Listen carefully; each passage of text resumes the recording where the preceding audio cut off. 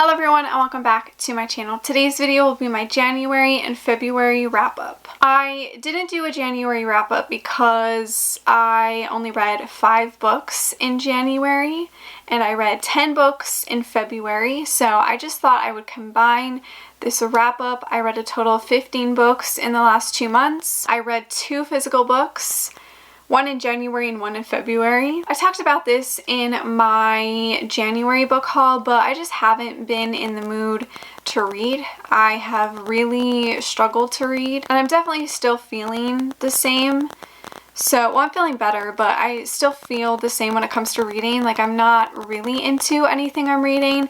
As you're gonna see in my wrap-up, a lot of what I read was 2 to 3 stars. So this wrap up will be really fast just because I'm not really going to go much into detail about each book. I'm sorry, it's just this wrap up is not going to be super detailed. Half of the books I read at the beginning of January or middle of January, so I don't really remember them like at all. They were just mediocre reads, so I'm gonna kind of go through them pretty quickly. The ones that I do have things to say about, I will. So I'm going to start with the 5 books I read in January. The first one is Forsaken Trail by Devney Perry. This is the 4th book in the Runaway series.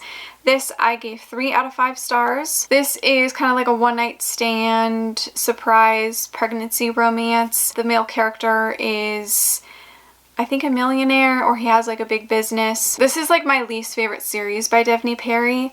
I think because each book follows a different character and you're kind of in a new setting for each book, so you don't follow one specific like group of people or like small town. This series just jumps to different characters and I don't particularly like it, to be honest. Like, it's decent. So it's definitely not my favorite by Devney Perry.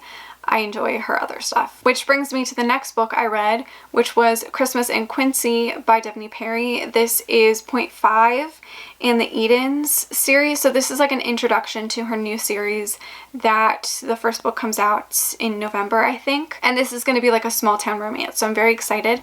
I liked this. I gave it 4 stars. This is kind of like a bodyguard, security guard romance. It was super cute, but also like super fast paced, obviously, because it's very short. But it was like a nice introduction to the characters and the setting, and I am very excited for the first book in November. Then I read The Duke and I by Julia Quinn. This is the first book in the Bridgerton series, and this I gave 4 out of 5 stars. I really enjoyed it. I made a whole video about it. I vlogged myself reading the book and then watching the TV show, so I will link that video down below. If you don't know what this is a historical romance, and it is fake dating. I really liked the characters and the romance, and I'm excited to continue the series. I will continue watching the show, but I'm more excited about the books, to be honest. Then I read Heartless by Danielle Allen. This is book 2.5 in the Heartache series, I guess, or trilogy. I don't really know. This I gave 2 out of 5 stars. It is a novella, so it's like 100 pages. This is another one-night stand surprise pregnancy romance. It was a decent, quick read. Then I read Rebellious and Reckless by Michelle A. Valentine, and this I gave 3 out of 5 stars. This is a fake dating, new adult, like college romance. The female character wants to get attention from her crush, who just so happens to be the younger brother of the guy she is starting to fake date. He feels bad for her, so he ends up wanting to help her. This is also a spinoff of the Hard Knocks series by Michelle A. Valentine. This follows Xavier Colt's daughter. So those were all the books I read in January. Just a really mediocre month. I do want to say, like, it's not the book's fault. I just am not in the mood to read. My mental health is just not there. So it's more me than the books. So if I give a book a bad rating, it was just me. Like, I just wasn't into it, or I just couldn't concentrate. I really just try to read to like feel something, or to try to convince myself that like, okay, you can read, like it's okay, like you can read something and love it. But I struggled a lot, and I'm still struggling. Now onto the books I read in February. As I said, I read a total of 10 books. The first one is Breathe With Me by Kristen Proby. This is book 7 in the With Me in Seattle series. I finally decided to start continuing this series. I started it a couple of years ago, and I know that Kristen Proby is still writing in this world, and she has like a mafia romance that is coming out that is in this world as well. So I thought I would just try and continue it. This one I gave 3 out of 5 stars. This is a second chance romance. It follows former high school sweethearts and it was cute. I liked it. Then for some reason I wanted to skip number 8, so I did. And I went ahead and read book number 9, which is Stay With Me. And this one I also gave 3 out of 5 stars. Our female character is famous. I think she has like a clothing line or something like that.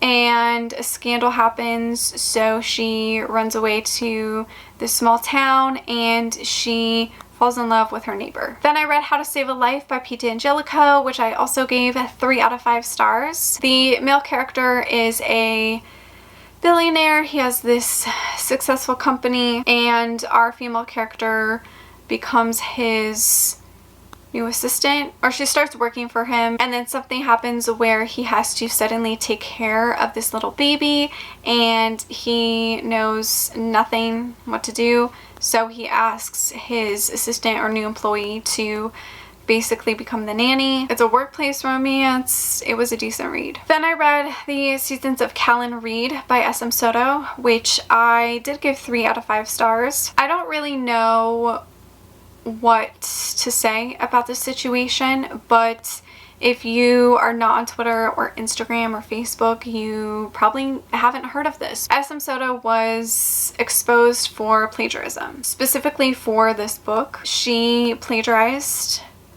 a book from Kim Jones. It was called That Guy. Apparently she copied like paragraphs and pages. I'm pretty sure Kim Jones reached out to her privately to deal with the matter, and S.M. Soto kind of brushed it off. Kim Jones went publicly about it, and so that's how everybody knows. S.M. Soto did make a statement.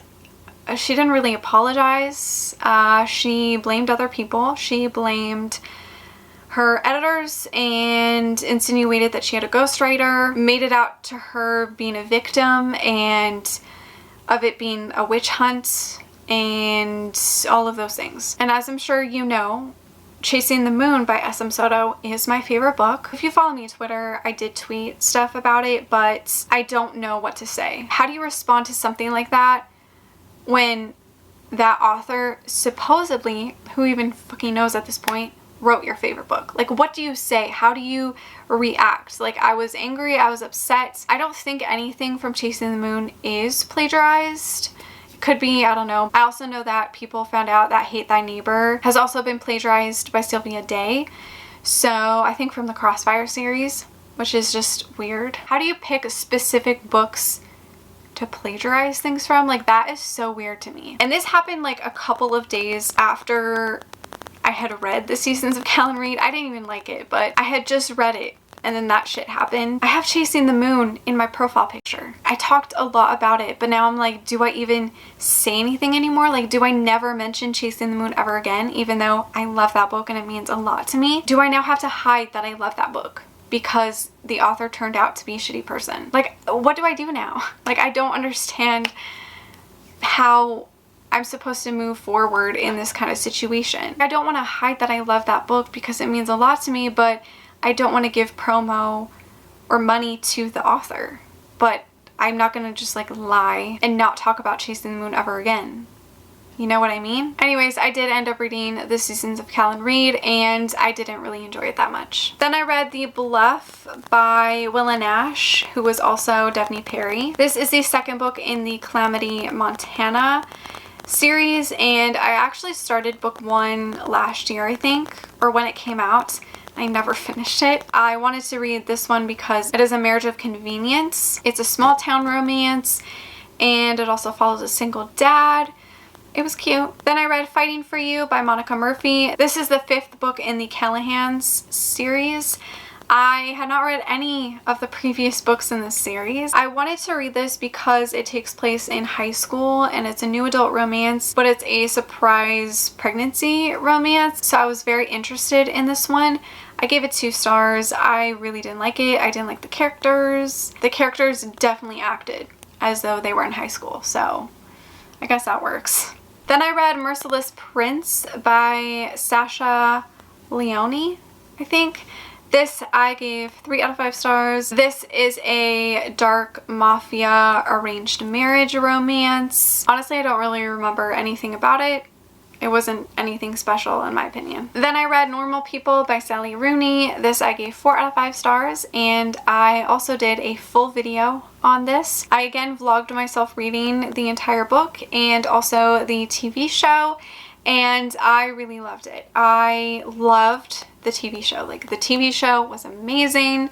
I absolutely loved it. The book I also really enjoyed. The characters were definitely different, but I liked them. I liked their somewhat romance or their whole journey. This follows our male character who is kind of popular in high school, or like everybody likes him, and then we have our female character who is kind of a loner. She doesn't really have friends, and she's very opposite of everybody. They start getting to know each other in private, and they basically start hooking up. This story just kind of takes them throughout the years, ups and downs in their relationship and in their friendship. I do want to say something really quick about the book and the TV show, because somebody commented on that video and said how sometimes things don't make sense, or you can't explain things. Like, that's just life, or how relationships go. And that made so much sense to me. I was like, yes, you're so right. Like, sometimes there isn't an explanation. Like, sometimes it doesn't make sense. And that's like the point. The whole time I was doing this video, I was trying to come up with reasons or explanations for why they acted the way that they acted, or because of certain situations. And that comment just made me realize, like, sometimes things don't have a reason. Sometimes they don't make sense. And that's just how life is. And that made total sense to me.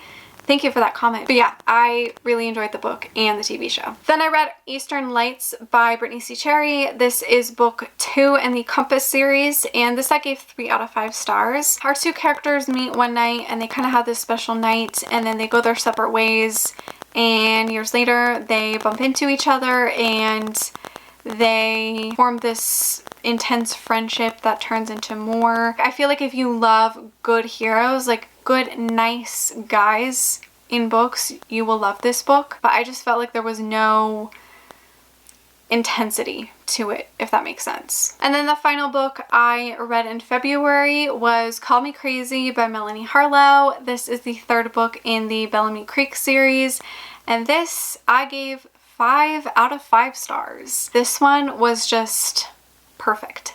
Everything about this book was flawless. I loved everything about it, honestly. So this follows kind of a hate to love / like enemies to friends. It is a marriage of convenience. It is a contract baby romance. It was so cute and just like the perfect book. It was funny. It was adorable. It was soft. I just loved everything about it. So our 2 characters have been, I wouldn't say enemies, but they definitely haven't gotten along since they were kids, and their families are very close. They both come from Italian families, and Enzo really wants to inherit the family business, but in order to do so, he has to get married and kind of become like a family man. Bianca is at this point in her life where she really wants to have a baby. So they both kind of team up to have this fake marriage, but also have a baby. It's really cute. I'm not explaining it very well, but trust me, it was just like the perfect romance, and I really loved it. So that is it that I read in January and February. I'm sorry if this wrap up was very short or really all over the place. Honestly, trying to sum up all of my thoughts and feelings about each of these books that I barely remember was kind of rough, and I feel like it's going to be very messy, and I'm so sorry. But regardless, I hope you guys enjoyed this wrap up. Let me know how many books you read in January or February. Thank you so much for watching. Make sure to give this video a like, subscribe, follow me on all my other social media, and I will see you guys in my next one. Bye!